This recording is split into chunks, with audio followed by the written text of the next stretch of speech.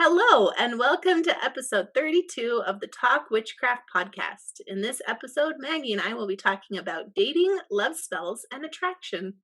You're listening to Talk Witchcraft. On this podcast, we talk about witchcraft as a lifestyle and discover how to merge magic into your daily life. Every week, we'll demystify witchy topics like tarot, astrology, crystals, herbs, and more as you develop your personal brand of magic and create the life of your dreams. We're your hosts, the Mystic Sisters, Erica and Maggie. In this segment of the show, we choose a tarot card for the week, and we look for moments that relate to this card in our daily lives. For this episode, we chose the Seven of Wands, and the theme for this card is reflection on previous actions and what's worth fighting for. Now, this card is pretty aggressive when you first look at it. The figure is tensely holding a wand on the edge of a cliff, and there are more wands poking up at him from below. It always makes me think of that scene in Star Wars: Revenge of the Sith, where Obi-Wan and Anakin are fighting, and Obi-Wan yells, "I have the high ground!" Yeah. I also think it's important to notice that he can clearly see the faces of the people who are trying to bring him down. It's not a sneak attack or something happening in secret behind his back. This is a very public attack where he knows who his attackers are. And as you know, Maggie, you mentioned last week, this card comes after the Six of Wands, in which someone is being celebrated and praised for their achievements. And well, with all that glory and celebration often brings the haters as well. Yes. So what is your story about the Seven of Wands, about maybe picking your battles or reflecting on what's worth fighting for, Erica? My story has kind of a toxic element to it. I recently was divorced, and part of it, the reason for that was because of losing my voice with my ex. And it was a gradual thing of constantly having to bite my tongue and not say what my true feelings were because of a sense of self-preservation and not poking the tiger, as it were, or making the problem worse. And so a lot of times, even if I disagreed with that person, I would choose not to argue or say my own thoughts or anything like that because I needed to uh, hold out for future fights or for things that were really important. Yeah, so you're picking your battles, self-preservation type of way. Exactly. For me, I feel like just being public about things or using social media, I think everybody has this in general. When you're using social media, there's always going to be somebody who is trying to bring you down in some way.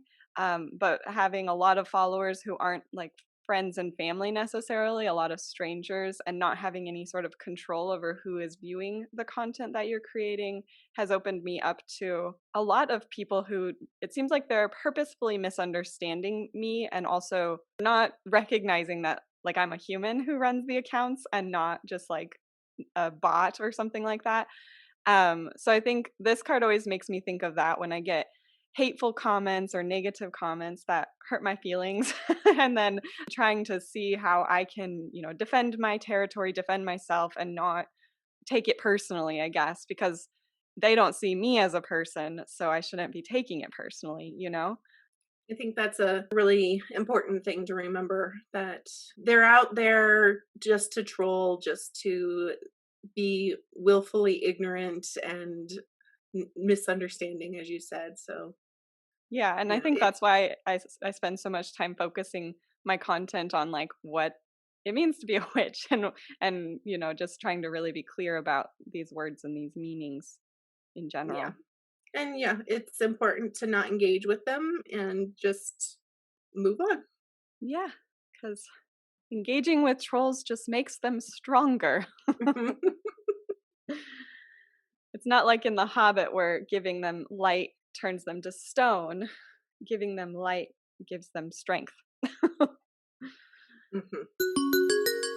Let's transition into our topic for the week, like Erica said, we are talking about dating and how that relates to Leo season because as we talked about in the how to make the most of Leo season episode, there's an aspect of like having fun and flirting and things like that.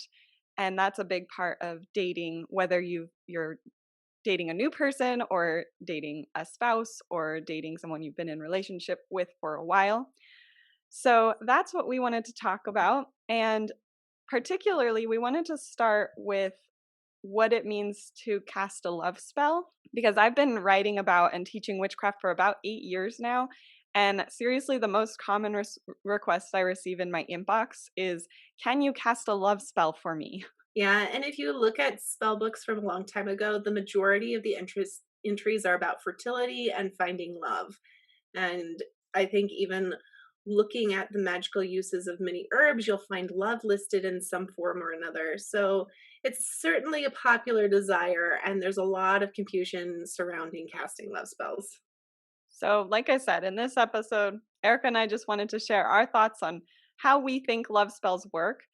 And the first thing we know about love magic is that it's incredibly difficult. If you ask me, any magic that is designed to influence another person in any way is going to be difficult, and the effect will be dependent on the recipient, the person that you would be casting the spell upon because everybody has their own wants and desires and plans for their lives that might not match up with what you want for them or for you in relationship. And some people may say that it's not only difficult, but it's also unethical. So, what do you think, Erica? Do you think it's ethical to cast love spells? Probably yes. I think that it's very difficult to change another human being. The only person that you can change is yourself. And so if you're casting a love spell to make somebody fall in love with you, that's actively changing them and making them do something that they may or may not want to do. And so, in that regard, I think a love spell cast that way is going to be nigh on impossible to actually successfully complete. I totally agree. I don't necessarily have an issue with love spells, but I do think that they're misused and misunderstood. Kind of like what you're saying, that people are trying to change somebody else, and people will jump into casting a love spell without really appreciating that they are influencing someone else's mind. Now, I personally believe, and Erica says she agrees with this, that magic works better if you focus on yourself and changing yourself first, because then you don't really have to worry about that other aspect. You don't have to worry about another person's magic and how that will influence it.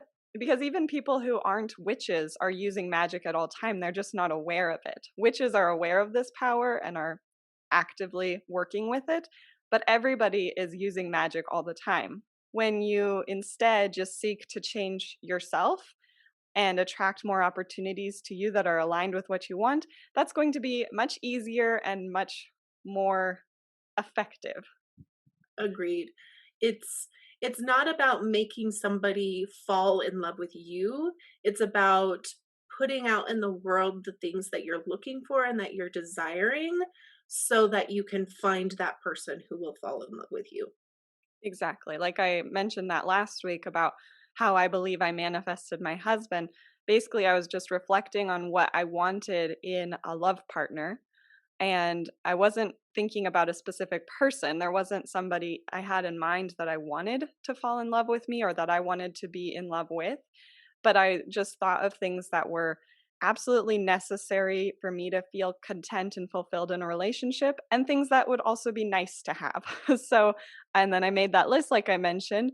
I didn't realize at the time that the opportunity to move to Portland was related to this list I had made about the love I was seeking, but I did act on that and it eventually a month later resulted in me meeting my husband. I was reflecting on what I wanted and it led me to the person that matched that description. Yeah, and I mentioned that I'm recently divorced, and so I've been back into the dating pool, and it is not a fun place to be. But I met my boyfriend and through Tinder. And for me, what I'm looking for is in pictures, I'm looking for kindness showing through in their eyes. believe the eyes are the window to the soul. And because those dating profiles are so limited, and some guys put like literally nothing on their profile, and it's like I can't make a judgment on who you are as a person with such limited information. So for me, it's really become about looking at their eyes in their picture and seeing what is shining through and captured in that picture. I think that that's a form of magic in itself. It's, it's eye divination and all of that. Well, So I think trusting your that, intuition as well about that person with that, right, like, first impression of their picture. right. And with my boyfriend, um he's very attractive and I love him dearly, but he's not the type of person that I would have normally gone for. And so I hovered over his profile for a good long while going, why am I not like immediately jumping on it? But honestly, the pictures that I kept going back to were ones that his eyes showed true joy and true happiness and kindness. And I was like, I need to take a chance on this guy. And turns out it was the best thing I could have done. So you really do have to trust that intuition. Yeah. And that's we'll bring that up again later when we talk about being safe while dating. But yeah, because your intuition is just super important in all areas of life. Right. Um, I also wanted to bring up, it's not really a realistic example because, pop culture magic and fiction stuff like Harry Potter, those aren't how magic works in our real world or the way that we experience magic. But I thought the depiction of the love spell when Romilda Vane gave Harry those chocolates and Ron accidentally ate them, I felt like the depiction of that, where that was like secretive and sort of the intention behind it was not necessarily good. Like Romilda wasn't actually attracted to Harry. She just like wanted to be near someone who is famous. And so I thought that that was a good example of like how love spells can be sort of warped based on like the intention behind it. Yeah, and also example from those books is Voldemort's mom. She cast a spell on Tom Riddle Sr. and made him fall in love with her. And then when she thought, oh, he really does love me, and took the spell off, it turned out he didn't, and he left. Right. It was an illusion that she had cast on him. And then it resulted in Voldemort. So that Yeah. wasn't a very good choice. Um, but yeah, like we said, like that's not how magic works in real life, but just the intention behind it, I think, is what's important to note. And I also think we should probably mention we talk about Harry Potter a lot. I was noticing when I was editing. And I think it's important to mention that we do not support J.K. Rowling at all. Absolutely not. The stories that she created, they have a lot of her horrendous views in them. And we recognize that and read them through a really critical lens. At the same time, we read them with our mom when we were growing up, and so they've been a really special story for us. And it really helped to reform Erica and my bond as sisters as well when we went to the Orlando conference. So Yeah, and so we're definitely very critical of Harry Potter, like Maggie said, and it's more about the bond that we share and the shared reading with experience. the shared experience than the reading with the fine-tooth comb that we've done that is why we bring those stories up so often. Yeah, and obviously the content matters for a witch podcast, but just wanted to be clear about that in case somebody's listening and they don't know us personally. We do not support J.K. Rowling. Not no. All right, so back to your regularly scheduled podcast. So you can never be perfectly certain of the consequences of your actions of your spell work. So even a love spell cast with good intentions could cause unintended consequences. Yeah, and an example of a love spell that actually results in a relationship that ended, the intention that she set wasn't to end her relationship, but there's a podcast called 30 and Divorced. Future Maggie here with a correction. The podcast is called 35 and Divorced with Jennifer Blanchard. And in the first episode, she talks about how she manifested her divorce because she was setting the intention to be in a loving and fulfilled relationship. Eventually, it led to a disconnect between her and her husband at the time, and that resulted in their divorce. And so I think that's part of this whole thing of like setting an intention of the kind of relationship that you want to have may result in, I moved to Portland and I found a husband who met that for me, or I met a person who filled that role for me, or it could result in the relationship that you're currently in, crumbling and falling apart because it doesn't match what you're putting out as what you want.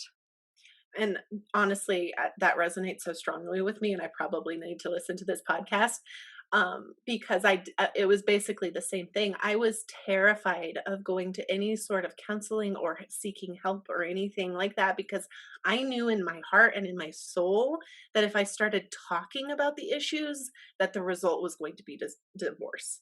And that was not something I could face because I knew that my intentions and what I wanted from my life were not what was happening in my marriage.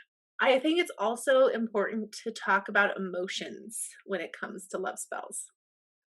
This kind of magic can have a lot of power because of the focused intention and emotion that is usually behind it. Sometimes a person may turn to love spells when they are feeling satisfied with life, independent and full of love to give, or it comes from a place of desperation, insecurity, and fear. Yeah, that really makes me think of that scene in Practical Magic where the woman comes to the aunts with her desire to curse her ex, and she has to pierce the heart of the dove. And in some ways, that's a love spell too, even though it's also a curse. She has a lot of hurt in her heart from someone who she thought she was in love with or who she might have still been in love with in some way. And you can feel that emotion and how much that's driving her decision to curse that person out of that like powerful love feeling, or what she thought was love at least. And that's part of why perspective is really important, and understanding where your ethical line is, understanding how far you're willing to go, what you want to do to get what you want, or what you're willing to do to get what you want, because you may be perceiving something as love, and from another perspective, it may look different. From the other person's perspective, it might look like a trap, or it might look like feel like a misalignment of what they want with their life. So now that you kind of understand what love magic is, how a love spell might work, focusing on yourself more than another person, and all of that, we are going to talk about how to date when you're a witch. So, Erica has been dating much more recently than I have, especially other people. So, I hope that the two of us, we can cover a range of perspectives. And, it's been a while since I went on a date with someone besides my husband. And I met him around the same time as when I, decided to begin practicing witchcraft. So, in some ways, I grew in my practice as I grew in the relationship. So, I know you've shared some of your thoughts in the past on this podcast, but what has it been like dating and forming a polycule as a witch? With my boyfriend, he was very interested in my beliefs and thoughts on witchcraft from the very beginning. I'm not quite sure how we got on that topic. Oh, he asked me like one of those stupid like get to know you questions. It's like what's a secret that you want somebody to know but you haven't told anybody or something like that. And I was like, I'm actually magical. And so then he asked me to elaborate and I did. I remember one of our early conversations was he was interested in the zodiac but only had this surface level knowledge that most people have, and wanted to know why there was such a following behind it when there's not as much like hard and fast science on it. He's very scientific brain, but he's also a lifelong learner. And so even though it didn't make sense to him in the science realm, it he wanted to know more about it in the metaphysical realm, which was one of my key like, yay, he's a good one. Right. I've dated probably 2 other guys, And they were nice enough, but they didn't get it. They had never put me down about it. They never were outwardly offended by it, but that's, and we'll talk about that in safety too, is um if there's a profile that comes along that says very boldly that they are of a certain religion, I know that I might not lead with me being a witch until I get to know that person better. One guy, he was like staunchly atheist, had no tolerance for anything whimsical or magical or anything like that. He had an explanation or lack of an explanation for everything, and that just put me off real quickly. Um, and so it really is just about knowing who you can talk to about certain things, and I think that goes for any interest or hobby or belief system, that you got to find a common ground, and even if they're not necessarily going to believe it with you or practice it with you, that they are accepting of it at the very least, because it is a part of you. Right, exactly. Like that's super important for anything. Like for me when I met Dana, he actually had a broken wrist, and so a lot of the things that he would normally be doing, like he works out of town and he plays a sport called bike polo. He wasn't doing those things, and so we spent like all of our time together. But then like when his wrist healed and he was able to go back to his regular activities, I realized like how important particularly bike polo is to him and how much like traveling he would do for that. But at that point, I was already like in love. So I put up with it. Since I saw how important it was to him, I was able to see, this is something that I need to support him. And eventually, like I got into it too.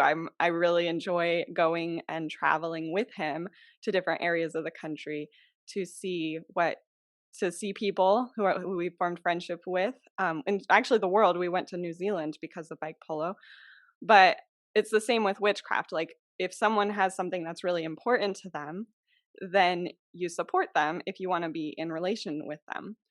And so if you can't find someone who is supportive of that, and Dana was that way with me as well. He was when I was like exploring more into my spiritual side, he was like super supportive and asked questions and was interested in it as well. That's important. Mhm. If you care about something, then or if someone that you care about cares about something, then you should care about that thing too, at least to the point where you know how to like be respectful of it.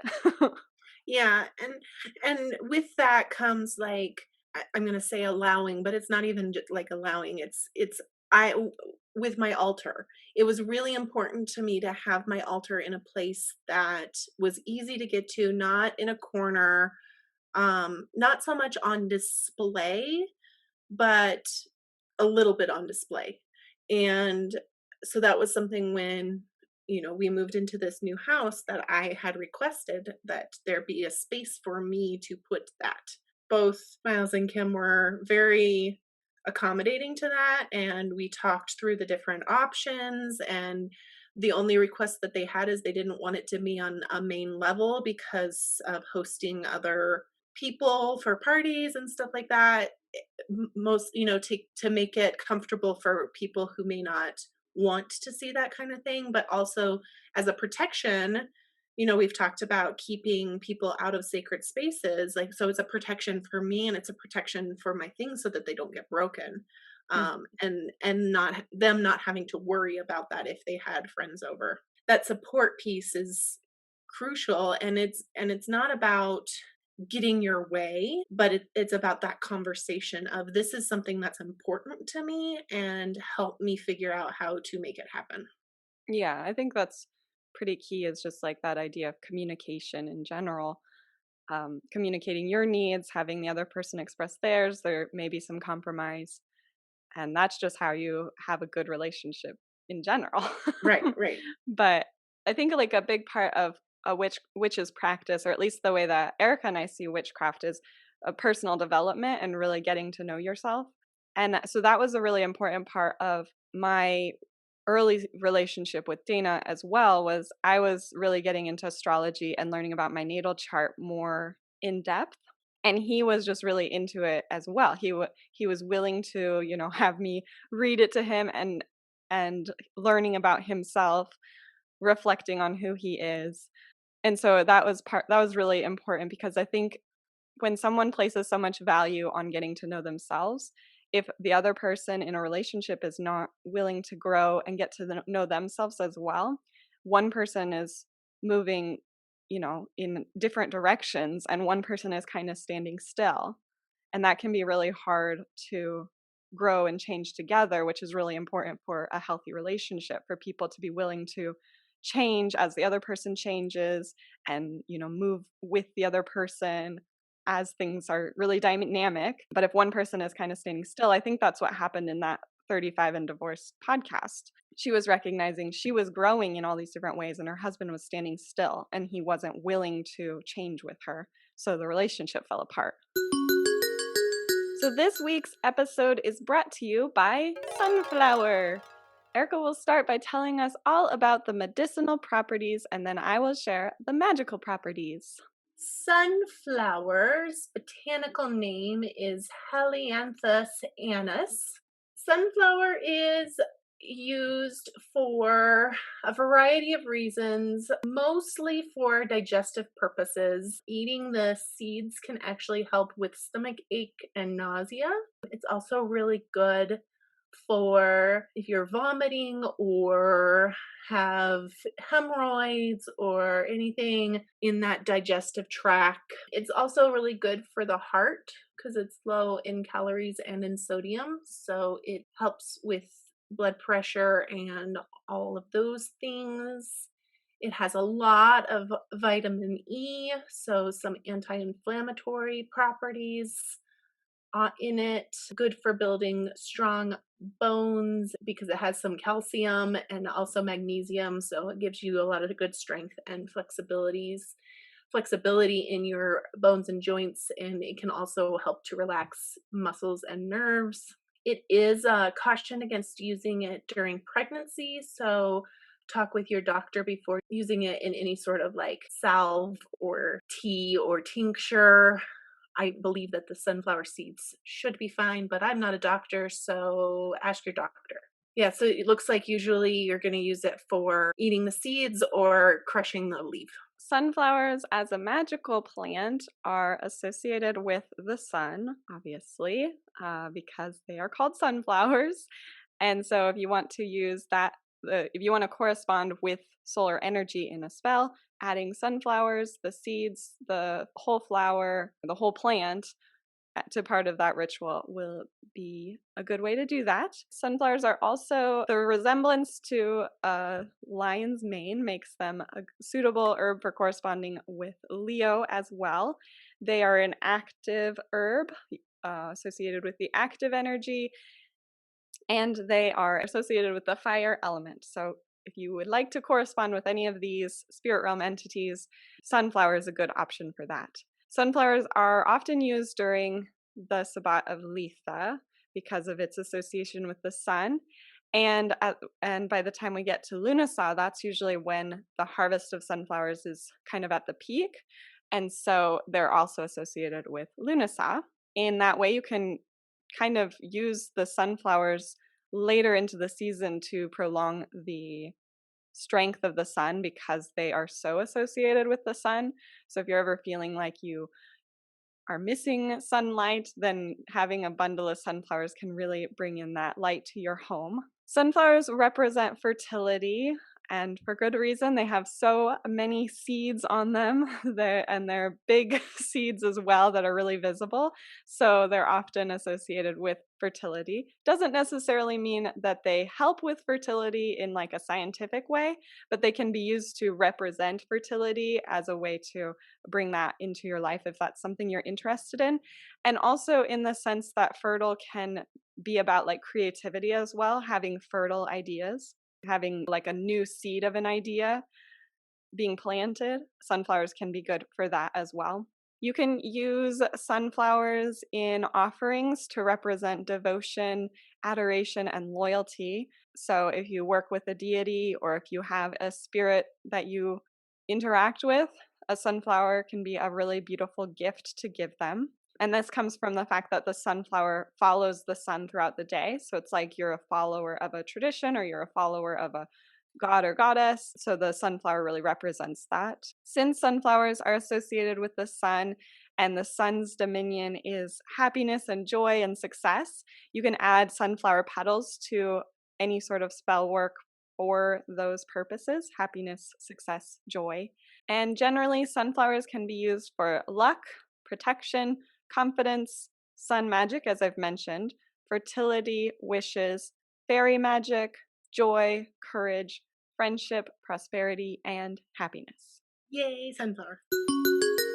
So, we wanted to close out this episode with some information about keeping yourself safe when you're meeting new people. Being a witch means being open minded to a wide range of beliefs, and unfortunately, that can put us in danger. Exactly. There are a lot of things that witches have to worry about in general, not just with dating, like, cults, conspiracy thinking, and that kinds of thing. But when it comes to dating, there are a lot of maybe even more dangerous things that can happen because of the intimacy that you have between a person that you are interested in romantically. The predators out there in the world, they use the language of the people that they are targeting against them. So somebody will use words like they're into the zodiac or they like crystals or, and they know a surface level enough to get in, but then it's not real. It's not a real interest. And you just have to be, there's nothing wrong with being interested in a person because they say that in a dating profile. That's not the red flag. The red flag comes up when they are unable to speak on it well or don't have questions for you, or there's just a kind of a disconnect between what they've said and what they are able to do.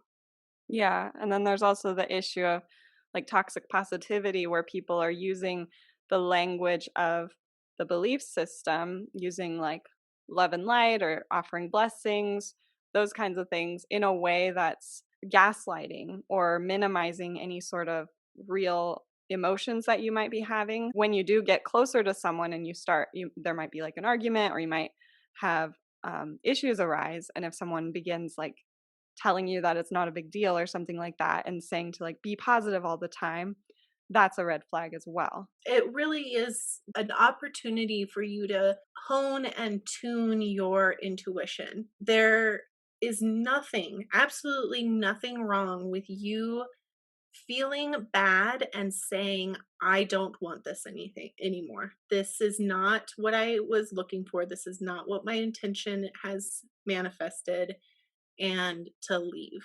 I went on a date with a guy. It was like our third date, and he hit my butt as we were walking into a restaurant. And I'm the type of person that I don't confront in the moment. And I kind of just laugh it off and joke around and be like, ha ha ha, that was funny. But then later, I'm a later processor. I process it after the fact. And so afterwards, I got home and I was like, you know what? I was not okay with that.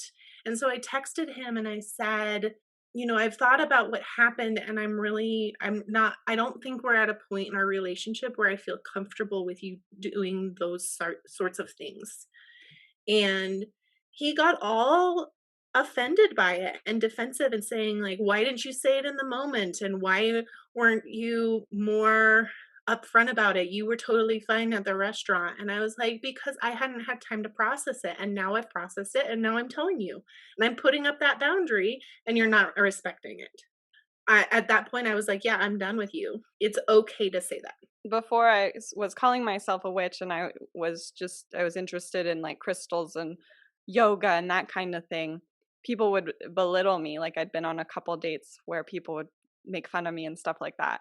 And that's a red flag, obviously, as we talked Right. about before. Especially at that age, I feel like I was boy crazy, I guess. And so I didn't really stand up for myself in the moment. Like Erica was saying, sometimes you need a little bit of time to process. And so I think, if someone's belittling the things that you believe in or like to do, then they're not worth your time. Right. There's so many other people to spend your time with. So, And also too, going the other way of not necessarily belittling, but mansplaining, oh my or gosh. womansplaining. It can happen where if you're talking about those crystals or you're talking about the zodiac and then they start explaining it to you and you're like, hi, I know. Those can be red flags as well. Like, just pay attention to how the person is treating you and your interests and your hobbies. The other thing that I was thinking about as a red flag is when people, this happens with anyone, regardless of if you're romantically interested in them or not, but people who use like their zodiac sign or their spirituality to explain or to excuse their behaviors. So like, oh, I'm an Aries, so, I'm just angry, or I'm very quick to anger, or something like that. I'm a Um Taurus. I'm just stubborn. yeah, like you can't tell me not to do that because I'm a Capricorn. or or Exactly. of course I'm manipulating you. I'm a Gemini. Yeah. Yeah, the zodiac is to be used as a guide and to help you to attain your higher self. Right. There's an evolution of your signs, and through like personal reflection and, deeper shadow work and spirit work, you can continue to evolve into the best version of that zodiac sign. Excusing bad behavior because of your zodiac sign is the lowest level of the evolution. If you think about it as like Pokemons, like the Yes. first. Yes. We also wanted to mention that there's a few ways that you can protect yourself with a spell and ritual. I have a protection satchel that sits on my altar, and in it I have a bay leaf and lavender and I think some basil. What's this black stone? Probably onyx. I can't really And see then it, I but also have an onyx in it. And then for me, I've got two pins which are representing like the person who's trying to hurt me getting a little poke back to kind of like a think of it like a cactus. Like they try to hurt me, but the cactus pokes them back and they're like, ooh, maybe I don't want to hurt that person. that's my favorite way of thinking of how to use herbs for magic is based on like how the plant uses its parts. It's like a Yeah. cactus using its spines for protection or using pins that are like their spines. Yeah. And then I just have a little paper in here that there's a black thread wrapped around the paper that has my protection spell written on it as a form of binding it and keeping me safe. And then you can just take that on your date with you or leave it somewhere special and it'll do its work. I always like to use Saturn for boundaries. I think Saturn gets a bad name in astrology in general because Saturn, when it appears in a chart, it's like always putting a hold on everything else that the other planets want to do. So if Jupiter's like, here's some money, and then Saturn's like, no. And then if Venus is like, here's some love, and Saturn is like, wait a minute. But I think those boundaries are really important. I think Saturn gives us the opportunity to, take a step back and make sure that this is a safe situation, whether it's crossing a threshold that we don't want to cross. And so I like to work with Saturn whenever I'm like thinking about protection and whatever my boundaries are. So looking up herbs and crystals that are associated with Saturn, and a lot of the ones that Erica mentioned for her little satchel. I don't mean to diminutize it. It is. It's a little satchel. It's very cute. Are And related we to want it Saturn. to be small enough that you can put it in your purse. So Yeah. little is fine. Okay. I don't mean it like your little satchel. um, anyway, but a lot of the things that she's included in that are related to Saturn. like bay and the onyx. Whenever I feel like I'm going into a situation that's unsafe, and I don't, this is not in terms of dating because I only date my husband, as I mentioned, and I don't feel unsafe with him. But if I feel like I need to set boundaries for myself, I like to sprinkle a circle of pepper around myself before I leave the house, or sometimes after I've left the house, like right on the back porch. So I'm not making a mess in my kitchen. But that's like creating that boundary, creating that protective boundary, because black pepper is associated with boundaries and protection. So anyway, that's another little thing you can do, is just like keep some pepper by the door and give yourself a little protective circle before you leave. Stay safe out there. Stay safe out there. And as the what's the podcast? Murder? My Favorite Murder. Yeah. What did they say? As they say on My Favorite Murder, stay sexy and don't get murdered. Yes, exactly.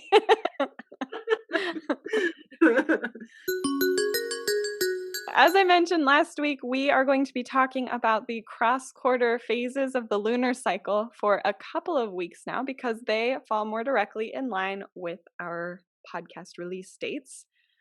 So when this podcast comes out, the moon will be in the waxing crescent phase. And I always see this as a time to take big action toward the intention that I set at the new moon, because we've talked about bell curves a lot, but with the lunar phase, it's ramping up. So it's in that exponential growth before it gets to the first quarter moon, and it's more of like a linear growth. And so, Erica, what was your intention this cycle, and have you taken any actions toward it, / are you going to? Okay, so my quarterly goal for Leo was to set up a budget and really understand what my finances were, because I have a new job that was a pay increase. So I have more money than I used to. So I needed to figure out where the extra money was coming from. So now we are halfway through Leo season, moving into Virgo season, which was about, for me, exploration and doing new adventures and all of that. My new moon intention was to actually use the budget that I've set up this season for this month of August. My action that I've taken is going to be getting that first full week of August set up so that I know what my money looks like. Oh my gosh, my caleithias are all wilted.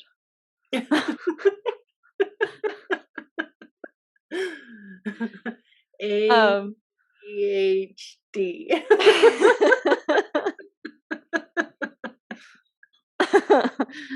Okay. My goal for Leo season was to be more creative, or to like give into my creative side, and especially in terms of Mumbles Academy, we've been doing it as like a sort of like a role-playing game mechanics. And so my new moon intention is reconnecting with people, setting up Mumbles Academy in a way that, at least the public areas where like the free stuff, and give people access to start making sure that I've done everything right. So the actions that I'll be taking for like during the waxing crescent are finishing up those lessons. It's getting those set up. Okay, so now we want to hear from you. If you go to witchwanderer.com, you'll find the latest game. This week we are asking a question. If you were a deity, what would your domain be over? If I was a deity, my domain would be tea and tarot and cats. I knew you were going to say cats. If I were a deity, my domain would be yarn crafts and watching TV. Nice. You can find out more about this episode by going to mumblesandthings.com/blog/032. We'll be taking a week off next week because Maggie's visiting me in Colorado. But you can join us the following week when we will be talking about how to make the most of Virgo season. In that episode, we will be looking at the tarot card Knight of Pentacles and looking for areas where this card shows up in our life. So this is about being hardworking, responsible, persistent, and realistic. The Knight of Pentacles is a traditionalist, is in some ways very dogmatic to the things that they believe in. They are very dedicated and inflexible in some cases. But at the same time, they always get the task done because they do it right the first time. They can be cautious, afraid of taking chances, because if something works, then you don't need to try something else. I feel like this card is me in a nutshell. It feels very Capricorn to me and not very Leo, but It's not. It's or Leo Leo, Virgo. Virgo. Yeah, sorry. It's on the cusp of Virgo and Leo. It feels very Capricorn and not so much Leo Virgo. But we could talk about that next time. The knights are the mutable cards. Yours is the Queen of Pentacles. Oh, that's right. Make sure you subscribe so that you are notified about each new episode. To help other witches find the show, please leave a 5-star review wherever you listen to podcasts. You can find us on Instagram as well at Mumbles and Things, and join us in the Mumbles Academy to chat about this episode with other witchy folks. Bye-bye. Bye!